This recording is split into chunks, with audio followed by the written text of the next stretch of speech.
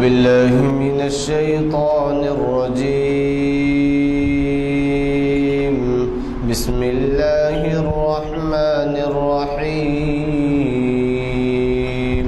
والتين والزيتون وطور سينين وهذا البلد الأمين. لقد خلقنا الإنسان في أحسن تقويم ثم رددناه أسفل سافلين إلا الذين آمنوا وعملوا الصالحات فلهم أجر غير ممنون. فما يكذبك بعد بالدين أليس الله بأحكم الحاكمين. صدق الله العظيم. حضرات، جیسے کہ جماعت کے بعد اعلان کیا گیا، آج پروفیسر سید راشد نسیم ندوی صاحب ہمیں ایک بہت ہی اہم عنوان سے مخاطب کر رہے ہیں، اور وہ عنوان ہے وبائی امراض ایک شرعی جائزہ۔ جامع مسجد عالیہ گرکونڈری کے کانفرنس ہال میں یہ شریعت انفارمیشن سروس کی 799ویں نشست ہے۔ اگلی نشست 800 ہو جائیں گے۔ ہمارے اس حساب سے 450 نشست 10 سال ہو جاتے ہیں، یعنی 900 نشست ہے تو 20 سال ہو جائیں گے، لیکن ابھی 800 پہنچ رہے ہیں اگلی نشست۔ حضرات، آج کے عنوان کے تعلق سے اتنا بتا دوں میں آپ کو کہ وبائی امراض سے کون واقف ہے۔ بعض ایسے امراض ہیں جو ہمیشہ سے چلتے آئے ہیں، کھانسی، بخار، نزلہ، زکام، بدہضمی وغیرہ ایسے، لیکن یہ وبائی امراض ایسے ہوتے ہیں جو موقتی ہوتے ہیں، آتے ہیں اور ایک دم وبا پھیل جاتی ہے، اسی وجہ سے اس کو وبا کہتے ہیں۔ آپ کو تو معلوم ہے کہ ایک زمانہ تھا جب کہ چیچک وبائی شکل اختیار کرتے تھے، ایک سے دوسرے کو لگ جاتے تھے، گھر میں 2-2 4-4 مریض ہوتے تھے، اور پھر اس وقت کے علاج کی بات ہے، کیا بتائیں آپ کو، جیسے اچھوت ہیں ان کو دور رکھ دیا جاتا تھا، کوئی خرید نہیں جاتی تھی کیونکہ پھیلتا تھا مریض۔ تو ایسے چیچک یا پھر اور بھی امراض ہیں جن کو وبائی تعاون کی شکل تو شاید یا کوئی ہے یا نہیں ہے معلوم نہیں، مگر ہم انٹرمیڈیٹ میں عثمانیہ میں پڑھتے تھے تو تعاون کے کیمپس لگے تھے یونیورسٹی راستے میں، تو ادھر سب جنگل تھا، کیمپس لگا دیے گئے تھے، اب جب دواخانہ ہے اور مختلف آبادی ہے۔ تو حیدرآباد شہر سے جب تعاون پھیلا تو لوگوں کو وہاں تعاون کے وہ کیمپس میں منتقل کیا گیا، حضور نظام کی حکومت کی جانب سے احتیاط۔ اسی طریقے سے اور کئی امراض ہیں جو وبا کی شکل اختیار کرتے ہیں۔ اب اتنا میں بیک گراؤنڈ آپ کے سامنے پیش کرنے کے بعد پس منظر آپ کو سمجھ گئے ہوں گے کہ اب کیا وبا سے انسانیت دوچار ہے۔ روزانہ خبریں آ رہی ہیں کہ وہ وبا اب ایک ملک سے دوسرے ملک سے، دوسرے ملک سے تیسرے ملک میں، تیسرے ملک سے چوتھے ملک میں پھیلتی چلی جا رہی ہے اور رکنے کا نام نہیں، بلکہ یہ ہے کہ جس ملک میں شروع ہوئی تھی اس ملک میں تو کئی جان لے رہی ہے، لیکن دیگر ملکوں میں بھی اب وہ نئے نئے اطلاعات آ رہے ہیں کہ فلاں ملک میں وبا پھیل گئی ہے فلاں۔ تو ہمارے جو مخرج صاحب ہیں وہ ہمیشہ حالات کے پس منظر کا خیال کرتے ہوئے عنوان دیتے ہیں، ہم عنوان نہیں دیتے۔ تو اب اس سے اندازہ لگائیے کہ آج کا کتنا اہم عنوان ہے۔ تو میں زیادہ وقت آپ کا لیے بغیر یہ عرض کروں گا کہ یہ جو بھی آپ کا بیان ہے وہ قرآن اور حدیث کی روشنی میں رہے گا، لہذا اس کے اوپر عمل آوری کی کوشش کریں اور زیادہ سے زیادہ ایسے طریقے اختیار کریں کہ اس سے دوسروں کو بھی جو ہے سبق حاصل ہو، کیونکہ عنوان میں جو اہمیت بتائی گئی ہے وہ ایک شرعی جائزہ، یعنی یہ نہیں ہے کہ آپ سنیں گے اور چلے جائیں گے اور اپنے ذہن میں رکھیں گے۔ شرعی جائزے کے معنی یہی ہے کہ اس کی کتنی اہمیت ہے اور اس کے لیے آپ کے مخرج صاحب ہمیشہ معلومات سے انصاف کرتے ہیں. چنانچہ آپ تعجب ہوگا سن کر کہ وہ پریزیڈنٹ کے ایوارڈ یافتہ ہے، نہ صرف وہ بلکہ دنیا تمام میں ان کی قدر کی جاتی ہے ان کے بیانات میں. تو کوشش کیجیے کہ حتی الامکان ان کی نصیحتوں پر عمل آوری. یہ بھی ہے کہ ہمارے ان خطابات کو ویب سائٹ سے استفادہ کیا جاتا ہے دنیا بھر. اور اگر آپ بعض حضرات نئے آتے ہیں، ہمارا راستہ چلنے کی مسجد ہے، پہلی دفعہ آتے ہیں، تو کوشش کیجیے کہ ہمیشہ آپ ہفتے کے دن تاریخ اسلام، پیر کے دن شرعی انفارمیشن سروس اور 4 شبے قربانی. نہ صرف آپ آئیں بلکہ نوجوانوں کے ساتھ آئیں، کیونکہ یہ کرسیوں پہ جو ہم عمر والے بیٹھے ہیں، اب یہ جب نہیں رہیں گے رفتہ سب کو جانا ہے، تو پھر نوجوان اگر تیار ہو تو پھر آئیں گے، نہیں تو نوجوانوں کو اس سے کوئی سروکار نہیں رہے گا. کوشش کیجیے کیا کریں. اور ایک بات کرتے ہوئے ایک اپیل کر کے ختم کرتا ہوں. ہماری لائبریری میں کم از کم 20-25 رسالے آتے ہیں، اور مشہور اخبارات، ریڈیوز، دعوت اور ایسے قسم کے اخبارات آپ جا کے دیکھ لیں، لیکن استفادے کا موقع نہیں ہے کسی کو. چند گنے چنے حضرات ہیں جو اس سے استفادہ کرتے ہیں. آپ اس میں دیکھیں کہ کتنے نامور حضرات کے مشورے ہوتے ہیں. کچھ وقت نکالیں، آدھا گھنٹہ ہی صحیح. ہماری جو لائبریری ہے، کتب خانہ ہے، دارالمطالعہ ہے، وہ جو ہے اثر میں کھلتا ہے اور وہ عشاء تک جاری رہتا ہے. کبھی بھی آپ کے مصروفیات تو ہوں گے، لیکن یہ بھی دیکھیے کہ آپ کے دور کے علماء کیا کہتے ہیں، قرآن اور حدیث کے حوالے سے کیا کہا جا رہا ہے. تو آپ یہاں تشریف لا رہے ہیں، بڑی خوشی کی بات ہے، لیکن میری خواہش ہے کہ آپ اس لائبریری سے استفادہ کریں. آپ کو سن کے تعجب ہوگا کہ ہم لائبریری کے اخبارات اور لائبریری کے جو رسالے آتے ہیں ان پر ہمیں ہمارا 1 پیسہ خرچ نہیں ہوتا، بلکہ یہ ہوتا ہے کہ تمام جو بھی بڑے اخبارات آتے ہیں، میں نام لے رہے وہاں 25 قسم کے آتے ہیں، اور ہندوستان کے جو بڑے رسالے اور پرچے ہیں اور اخبارات ہیں وہ آتے ہیں. تو اگر آپ اس سے استفادہ کریں تو ظاہر ہے کہ آپ کی شخصیت میں ہی ابھار نہیں آئے گا، بلکہ آپ کی فیملی کے، آپ کے بچوں کے طرز زندگی کے بارے میں مختلف عنوانات سے جو آپ دیکھ کر حیرت کریں گے. حدیث کے حوالے اور کئی قسم کے دینی علوم کے حوالے اس میں دیے جاتے ہیں. تو گویا ایسا ہے وہ کہ یہ ہمارے لیے نوالا بنا کے آتے ہیں، وہ نوالے دکھانے کے لیے ہم پریس کرتے ہیں. آپ اندازہ لگائیے کہ اتنے پرچے آتے ہیں، 1 پیسہ بھی ہمارا خرچ نہیں ہوتا، سب والنٹری بھیجتے ہیں. اور مجھے افسوس ہوتا ہے دیکھ کے کہ بعض پرچے کھلتے بھی نہیں. اسی طریقے سے پھر میں کوشش کرتا ہوں مکہ مسجد سوسائٹی کو اور ابوالکلام آزاد انسٹیٹیوٹ کی سوسائٹی کو بھیجوں، وہاں پر تو کچھ مطالعہ ہو جاتا ہے. تو بہرحال میری گزارش ہے کہ اس کے اوپر بھی توجہ کروں.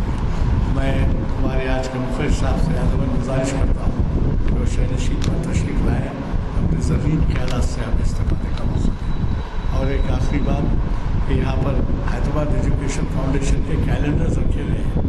یہاں تو سب کو دیے ہیں، لیکن بعض زیادہ نئے چہرے نظر آ رہے ہیں. کیلنڈر لیتے جائیے. اگر کسی اور صاحب کو 1 سے زائد کی ضرورت ہے تو لیجیے، مسجد میں یا کسی اور آپ کے انجمن میں پہنچانا ہے تو. الحمدللہ رب العالمین والصلاة والسلام علی سید المرسلین وعلى آلہ وأصحابہ اجمعین. اما بعد،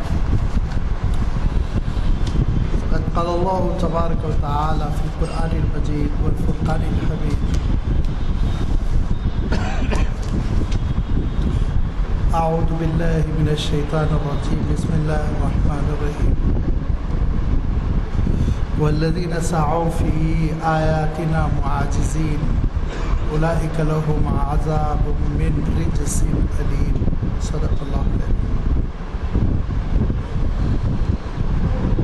بزرگوں اور دوستوں،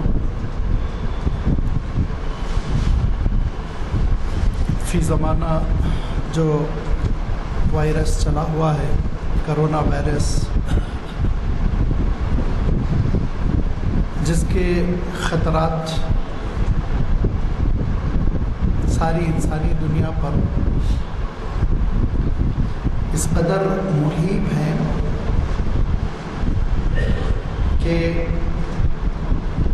ہمارے تحقیقی اداروں اور طب سے، میڈیکل سائنس سے وابستہ حضرات کا یہ کہنا ہے کہ اگر صحیح وقت پر اس پر قابو نہیں پایا گیا تو شاید دنیا کی 30% آبادی کم ہو جائے گی۔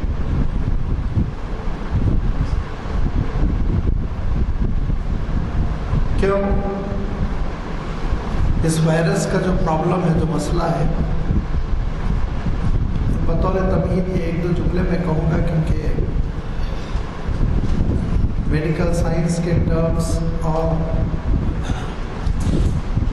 اس فن کی اصطلاحات میں آپ کو سمجھا نہیں سکتا ہوں، تو ڈاکٹرس کا کام ہے کہ اس وائرس کی جو خصوصیت بتائی جا رہی ہے وہ خصوصیت یہ ہے کہ یہ وائرس اپنا چولہا بدل لیتا ہے۔ موٹے موٹے الفاظ میں اگر ملیریا ٹائپ ہو اور اس کا علاج کیا جائے تو چکن گنیا میں وہ تبدیل ہو جاتا ہے، اور پھر چکن گنیا کا علاج کیا جائے تو وہ ٹائیفائڈ کی شکل میں تبدیل ہو جاتا ہے۔ اس طرح کی کوئی چیز ہے کہ وہ اپنا بھیس بدلتا ہے، اپنا روپ بدلتا ہے، اپنی کیفیت بدلتا ہے، جس کی وجہ سے اینٹی بائیوٹکس کام نہیں کر پاتے، اور انسان کا جو قوت دفاع ہے، امیونیشن، بس وہی ایک انسان کے لیے ہتھیار بنتا ہے۔ تو ایسے موقع پر اللہ تعالیٰ کا دین حقیقی اسلام جو ایک جامع دین ہے، جس کی بنیاد اللہ تعالیٰ کی کتاب اور جس کی بنیاد اللہ کے رسول صلی اللہ علیہ وسلم کی ہدایتوں پر ہے، تو لازمی بات ہے یہ ہمارا دین ضرور رہنمائی کرتا ہے۔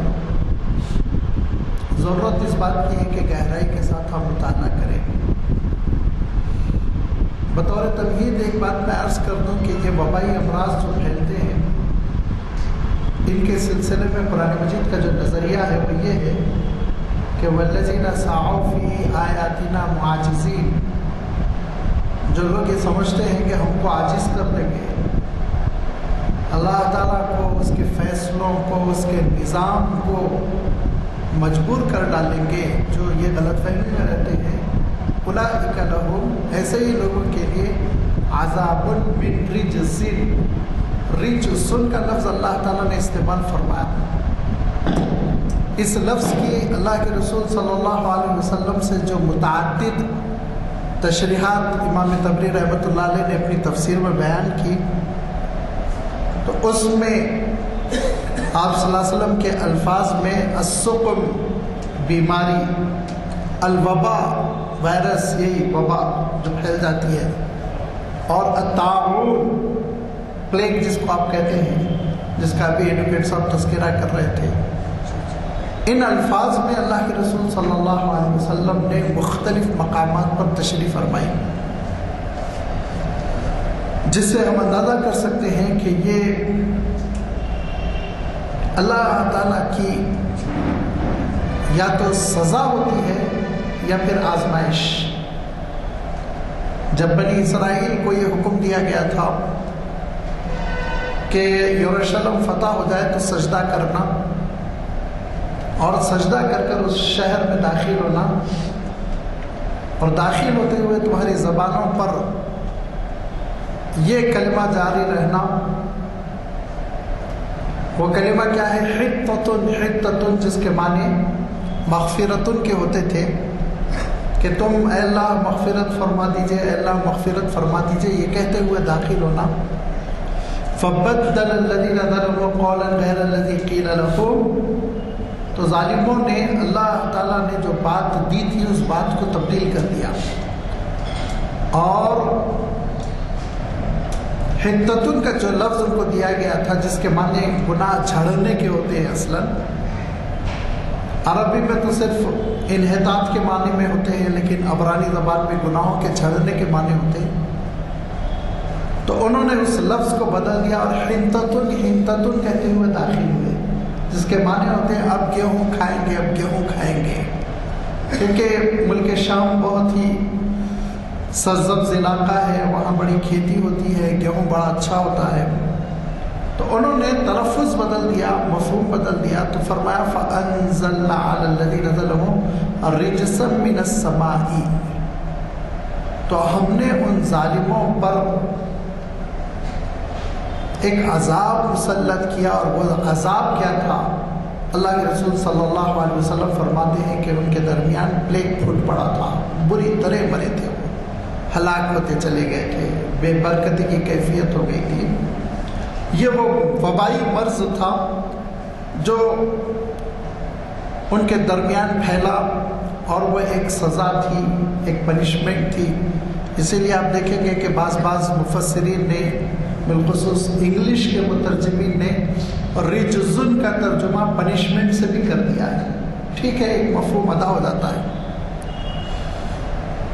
لیکن اللہ تعالیٰ دوسرے مقام پہ یہ بات بھی ارشاد فرماتا ہے کہ فَلُجَاءَ بَاسُنَا، کہ کسی قوم کے پاس جب ہمارا فیصلہ آ گیا کسی سزا کی شکل میں، پکڑ کی شکل میں، تو اس کا تقاضا یہ ہوتا ہے، اس کا نتیجہ یہ برآمد ہونا چاہیے کہ تضرعوا، لوگ توبہ کریں، انابت کریں، گڑ گڑائیں، اپنے گناہوں پر معافی مانگیں.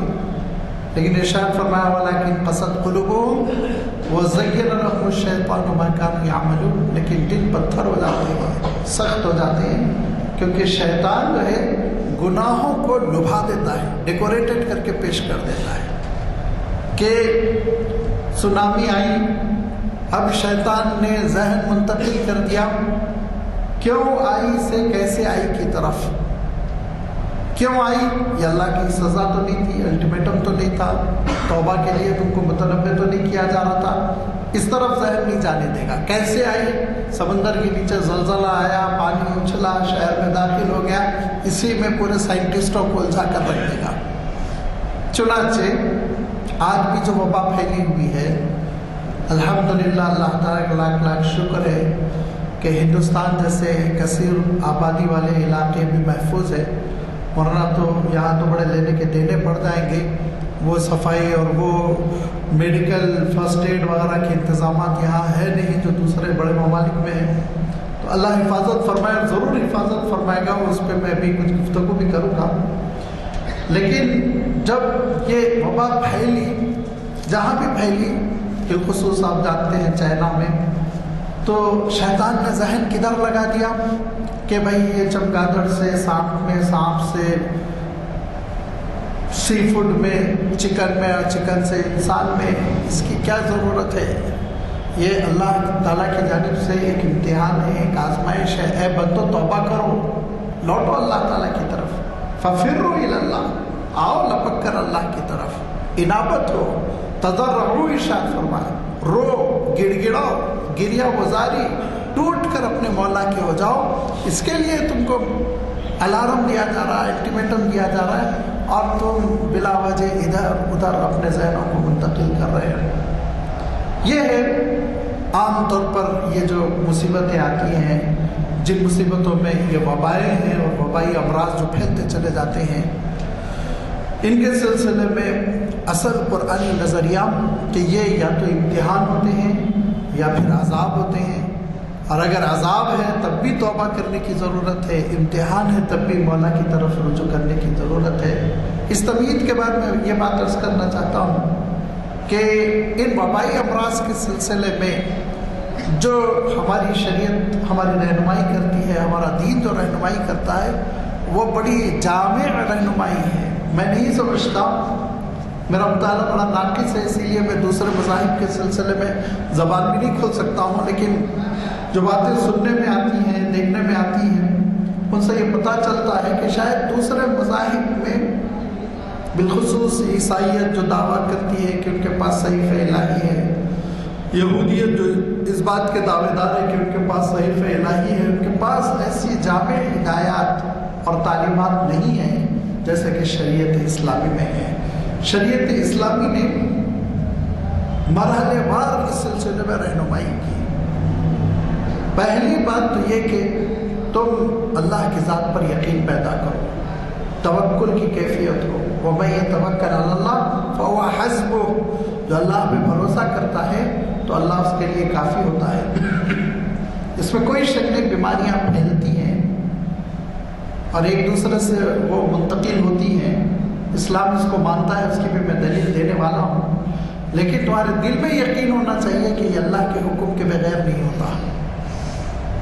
तो बड़े बड़े प्लेग आए थे तो उनके सिलसिले में आमतौर पर ये तहरीरें मिलती हैं कि घर के नौजवान वफात पा गए, बूढ़े माँ बाप जिंदा रह गए। अल्लाह ताला का हुक्म है।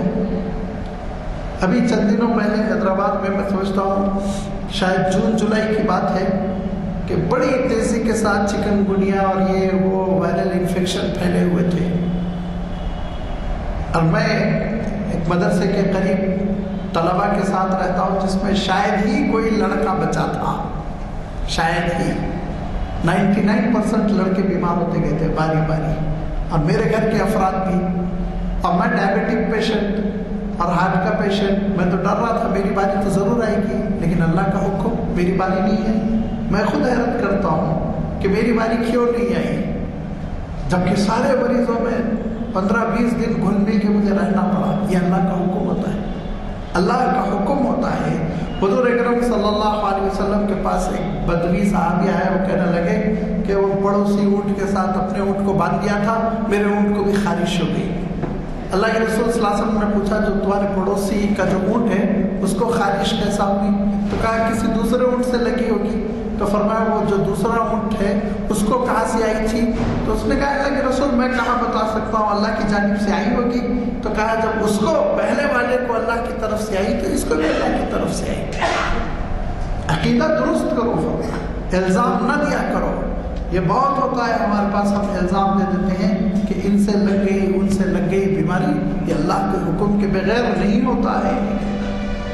अल्लाह के रसूल सल्लल्लाहु अलैहि वसल्लम ने हज़रत अब्दुल्लाह इब्न अब्बास रज़ियल्लाहु ताला अन्हु को जो बड़े कम उम्र थे 11-12 साल के, समझाते हुए कहा था देखो बेटे याद रखो पूरी दुनिया तुमको नुकसान पहुंचाने पर तुल जाए नहीं पहुंचा सकती मगर अल्लाह का हुक्म। पूरी दुनिया तुमको नफ़ा पहुंचाने पर अड़ जाए, नफ़ा नहीं पहुंचा सकती उतना ही जितना अल्लाह का हुक्म। ये अक़ीदा तौहीद के कुल्लु मिन इंदिल्लाह, जो होगा अल्लाह की जानिब से होगा।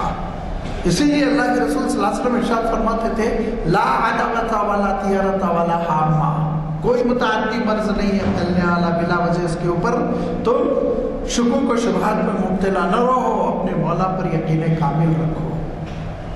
और यही वो वजह है कि कभी किसी को इल्ज़ाम देने की इजाज़त नहीं दी गई, तुम्हारे साथ बैठा था तुमसे लग गई, नौज़ुबिल्लाह, अल्लाह का हुक्म है। ये है तवक्कुल, यकीन की कैफियत कि अल्लाह के हद में है। अल्लाह अगर किसी को बीमारी देना चाहेगा तो ज़ाहिरी असबाब नहीं होंगे तब भी वो बीमार हो जाएगा, और अल्लाह ताला किसी की हिफाजत फरमाना चाहेगा तो असबाब होने के बावजूद उसको नहीं होगा। ये है अक़ीदा। लेकिन अमल में मैंने अर्ज़ किया कि ऐसे वबाई अमराज के सिलसिले में भी रहनुमाई की गई है अमली तौर पर। मसलन आजकल तो जुज़ाम पर कंट्रोल कर लिया गया अल्हम्दुलिल्लाह। ऐसे वैक्सीनेशन निकले हैं कि अगर किसी को जुज़ाम की शिकायत हो गई हो तो उसको वो इंजेक्शन दे देते हैं। उस इंजेक्शन के बाद दूसरा आदमी उससे इफेक्टेड नहीं हो सकता, मुतासिर नहीं हो सकता। अभी इतना कंट्रोल कर लिया गया है। और यही वो वजह है कि धीरे धीरे जुज़ाम के मुतासिरीन जो लोग जुज़ामी हो जाते थे वो धीरे धीरे अब बहुत घट रहे हैं, बहुत कम हो रहे हैं। पहले के मुकाबले में 10-12% रह गए हैं। और यकीन है हमारे माहिरीन तिब को कि शायद 10-15 साल में 20 साल में फिर जुज़ाम नहीं रह जाएगा। अल्लाह करे उनकी ये कोशिश कामयाब हो जाए। लेकिन पिछले ज़माने में बहुत फैलने वाली बीमारी थी, थूक से फैलती थी, सांस से फैलती थी। तो उस ज़माने में हुज़ूर अकरम सल्लल्लाहु अलैहि वसल्लम ने लोगों से यही कहा था फर्र मिनल मजज़ूम फिरारकल असद। جیسے شیر سے دور رہتے ہو، درندے سے دور رہتے ہو، ایسے ہی اس شخص سے دور رہو جس کو جذام ہو گیا ہے۔ کیوں؟ اسلام یہ کہتا ہے وَلَا تُلْقُوا بِأَنفُسِكُمْ إِلَى التَّهْلُكَةِ، اپنے آپ کو ہلاکت میں نہیں ڈالنا چاہیے۔ اسی لیے اللہ کے رسول صلی اللہ علیہ وسلم نے پلیگ کے سلسلے میں تعاون، جس کا بھی تذکرہ ہو رہا تھا، یہ ہدایت فرمائی کہ اگر کہیں پلیگ پھیل جائے، کسی بستی میں تعاون ہو جائے، تو پھر اس بستی والے کو نہیں چاہیے کہ باہر نکلے، اور باہر والوں کو نہیں چاہیے کہ وہ اندر جائے۔ حضرت عمر رضی اللہ تعالیٰ عنہ جب فلسطین فتح ہوا تو فلسطین کی طرف تشریف لے جا رہے تھے، جابیہ کے مقام پر آپ کا قافلہ ٹھہرا ہوا تھا کہ اطلاع آئی کہ آگے مت بڑھیے، امواس جو علاقہ ہے اس میں تعاون پھیلا ہوا ہے پوری طرح۔ اور آپ تاریخ میں اٹھا کر دیکھیے، امواس، عین میم واو الف سین، امواس کا تعاون بہت مشہور ہے، ملک شام کا ایک علاقہ تھا اور سینکڑوں ہزاروں لوگ اس میں وفات کر گئے تھے، اور اسی میں حضرت معاذ بن جبل رضی اللہ تعالیٰ عنہ جیسے جلیل القدر صحابی کی وفات ہوئی، اور ان کے کم عمر بیٹے کی ہوئی، پہلے بیٹے کی ہوئی، اہلیہ کی ہوئی، پھر حضرت معاذ کی ہوئی۔ تو حضرت عمر رضی اللہ تعالیٰ عنہ جابیہ کے مقام پر ٹھہرے ہوئے ہیں، اور آپ کے رفقا کے دو گروپ ہو جاتے ہیں۔ ایک گروپ یہ کہتا ہے کہ ڈرنے کی کیا بات ہے، چلیں گے جو ہونا ہے ہوگا۔ دوسرا گروپ کہتا ہے امیر المومنین احتیاط کیجیے، اور بہتر نہیں ہے کہ جس بستی میں یہ مرض پھیلا ہوا ہے، بہت خطرناک مرض ہوتا تھا، بہت تیزی سے لوگ مرتے چلے جاتے تھے۔ انگلینڈ کے تعاون کے سلسلے میں تاریخ میں آتا ہے کہ روزانہ وہ جو ایم سی ایچ وغیرہ ہوتی ہے بلدیہ کا، ان کے پاس کیا بدل ہوتا ہے پتہ نہیں، ان کی روزانہ ٹرک آتی تھی اور اعلان ہوتا تھا اپنے اپنے گھر سے لاشیں نکالو۔ لوگ لاش جیسے کچرا نکالتے ہیں، لاشیں نکال کے ٹرک میں ڈال دیتے تھے اور ان کو لے جا کر پھر دفنایا جاتا تھا۔ تو ایسا تعاون پھیلتا ہے، بہت بری طرح پھیلتا ہے۔ اور یاد ہوگا آپ کو کہ شاید 15-16 سال پہلے ادھر گجرات راجستھان کے علاقوں میں بھی پھیل گیا تھا، تو ساری دنیا نے اپنے ایروپلینس، ایئر لائنس بند کر دی تھی کہ کوئی وہاں پہنچ جائے، انڈین معلوم ہو کہ اس ملک میں پھیل جائے، تو بہت خطرناک مرض ہوتا تھا۔ تو بعض صحابہ نے کہا کہ اتنا خطرناک مرض پھیلا ہوا ہے امیر المومنین، کیوں خطرے میں اپنے آپ کو جوخم میں ڈالیں، ہم یہی انتظار کریں گے اس مرض پر کنٹرول ہو جائے گا تب ہم جائیں گے۔ تو ایک صاحب نے طنز کیا اور انہوں نے کہا کہ افرارم من قدر اللہ یا امیر المومنین، اللہ کی تقدیر سے جو مقدرات ہیں اس سے ڈر گئے آپ امیر المومنین؟ تو حضرت عمر نے کہا کہ لا فرارا من قدر اللہ ولکن فرارا الی قدر اللہ، اللہ کے فیصلوں سے ڈر کے میں نہیں بھاگ رہا ہوں، نہیں بچ رہا ہوں، بلکہ اللہ کے فیصلوں کی میں پابندی کر رہا ہوں۔ کہ اچانک ایک صحابی پہنچے، ان کا نام میرے ذہن میں نہیں ہے، اور ان صحابی نے کہا کہ میں نے خود اپنے کانوں سے سنا تھا کہ اللہ کے رسول صلی اللہ علیہ وسلم نے یہ بات ارشاد فرمائی تھی کہ کسی بستی میں تعاون پھیل جائے تو داخل نہ ہو، اور وہ بستی والے بستی کے باہر نہ نکلے۔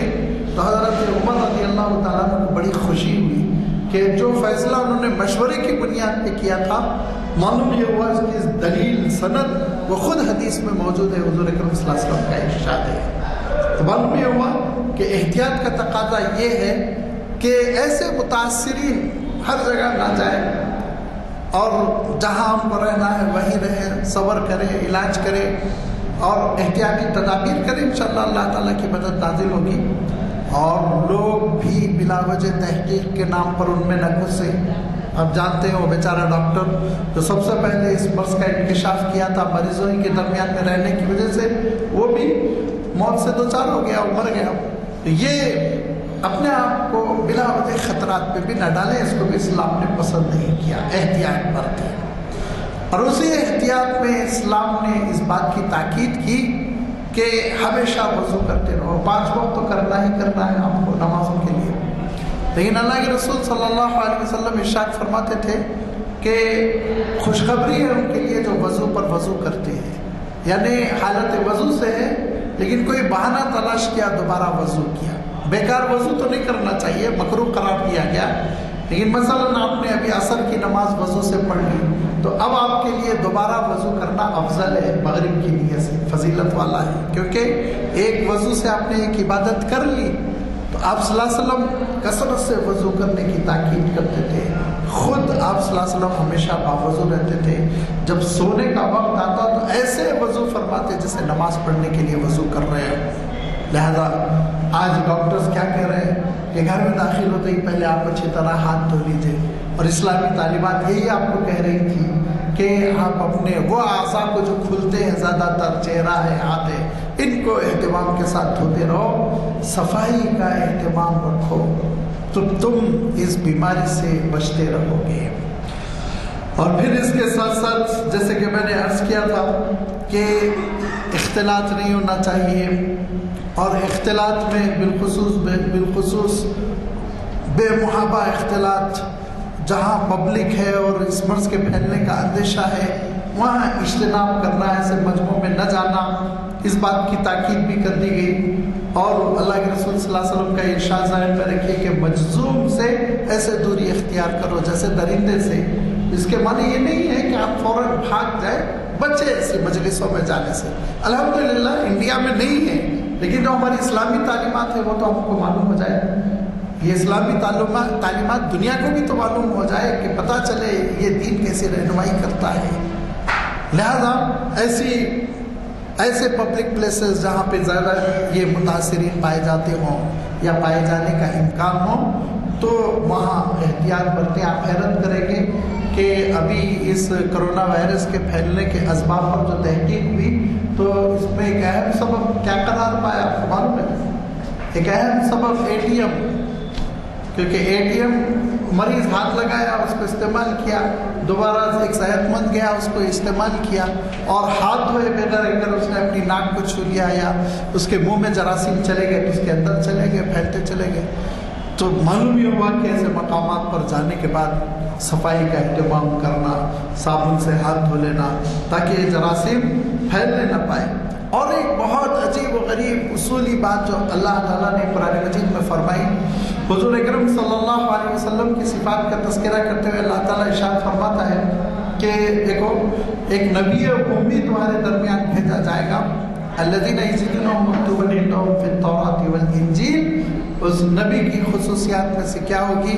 تورات اور انجیل میں ان کا تذکرہ ہوگا، اور لوگوں کے بوجھ کو وہ کم کر دیں گے، اور یحرم علیہم الخبائث ویحل لہم الطیبات، وہ خبیث چیزوں کو، خبیث ناپسندیدہ چیزوں کو حرام کرنے والے ہوں گے، اور جو پاک استعمال کرنے کے لیے غذا کے طور پر چیزیں ہوں گی وہ طیبات ہی ہوگی۔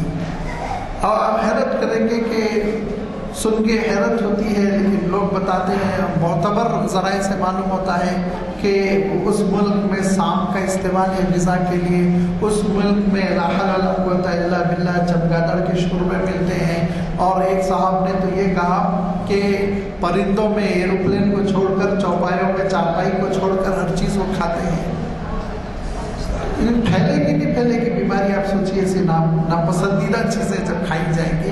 اللہ کے رسول صلی اللہ علیہ وسلم نے طیبات کی لسٹ دی، پاک چیزیں، ان کو حلال کیا گیا۔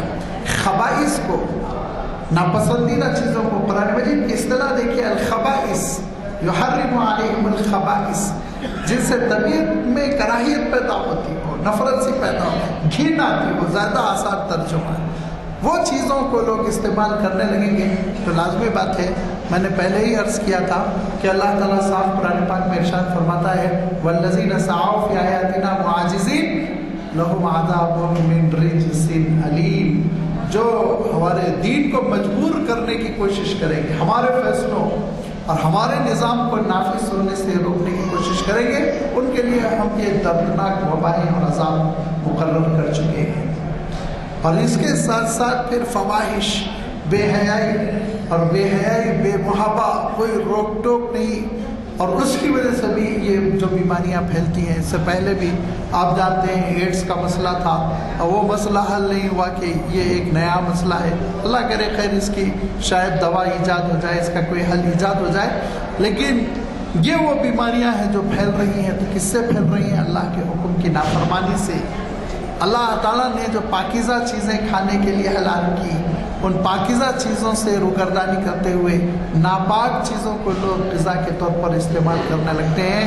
اسی لیے معلوم ہوا کبھی سوئن فلو ہے، معلوم ہوا اسی لیے کبھی یہ کرونا وائرس ہے. طرح طرح کی بیماریاں ہیں جو انسانیت پر دے ماری جا رہی ہے. لیکن میں نے عرض کیا تھا کہ انسانوں کا عالم یہ ہے کہ وہ کبھی اس بات پر غور نہیں کرتا کہ یہ کیوں اللہ کا فیصلہ آیا، اللہ تعالیٰ کیوں ناراض ہو رہا ہے، ایسی آزمائشوں ایسی بیماریوں سے اللہ تعالیٰ کیوں دو چار کر رہا ہے، اس پر غور نہیں کرتا.